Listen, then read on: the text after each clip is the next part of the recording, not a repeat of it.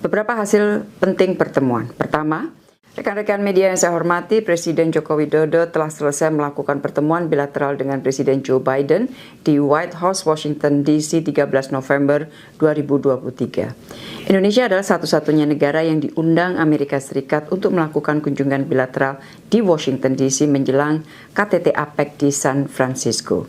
Beberapa hasil penting pertemuan. Pertama, Indonesia dan Amerika Serikat sepakat untuk meningkatkan status hubungan bilateral dari Strategic Partnership menjadi Comprehensive Strategic Partnership atau CSP. CSP Indonesia-Amerika Serikat akan menjadi fondasi kuat untuk penguatan kerjasama bilateral terutama di bidang ekonomi. Kedua, secara prinsip disepakati pentingnya penguatan kerjasama mineral kritis. Untuk itu akan dibentuk rencana kerja atau work plan menuju pembentukan Critical Minerals Agreement atau CMA. Jika CMA sudah dimiliki, maka Indonesia akan dapat menjadi pemasok kebutuhan baterai EV di Amerika Serikat secara berkesinambungan untuk jangka panjang. Ketiga, kedua pemimpin sepakat pentingnya segera diimplementasikan Just Energy Transition Partnership atau JETP. Presiden RI menyampaikan agar Amerika Serikat dapat mendukung upaya mempercepat transisi energi Indonesia termasuk program Early Retirement PLTU dan pengembangan jaringan transmisi dan distribusi kelistrikan Indonesia. Keempat, Indonesia telah terpilih sebagai salah satu mitra International Technology Security and Innovation Fund dari Amerika Serikat. Hal ini akan membuka jalan bagi penguatan rantai pasok semikonduktor. Kelima, untuk meningkatkan perdagangan, Presiden mengingatkan pentingnya perpanjangan GSP untuk Indonesia.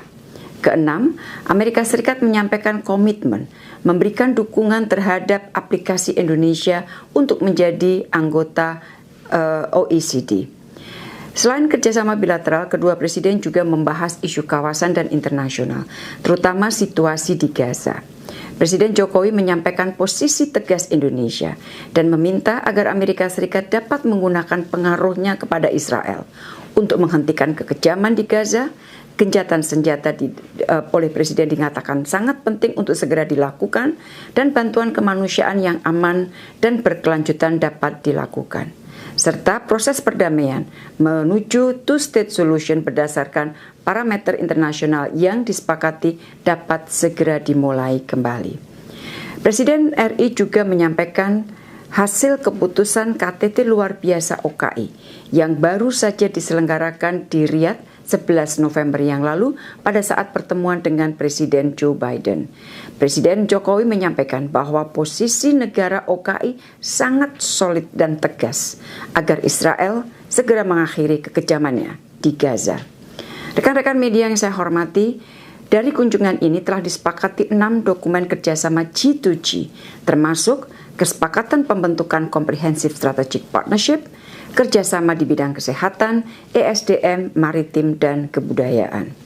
Dari sisi bisnis, telah disepakati kerjasama bisnis senilai 25,85 miliar US dollar, antara lain investasi pembangunan carbon capture storage dan kilang petrokimia, pengolahan nikel baterai EV, dan pembangunan modul dan panel surya.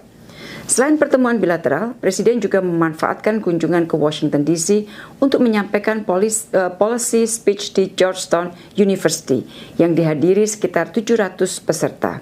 Presiden berbicara mengenai pentingnya kemitraan Indonesia-Amerika Serikat dalam turut berkontribusi bagi penciptaan stabilitas dan kemakmuran dunia. Presiden juga mengapresiasi rencana Georgetown University untuk membuka kampus cabang di Indonesia tahun depan. Selepas menyampaikan policy speech, Presiden juga menyempatkan untuk melakukan sholat asar berjamaah di Masjid Kampus Yeromamut.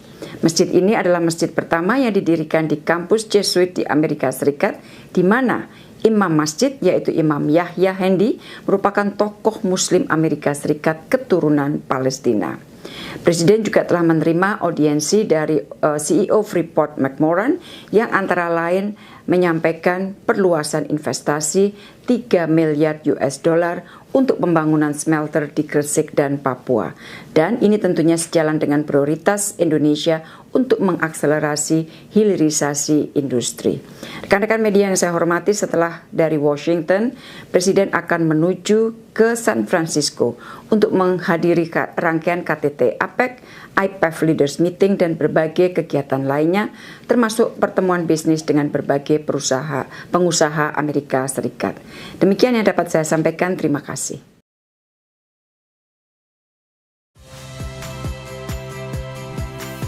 Saya Radi Saputro.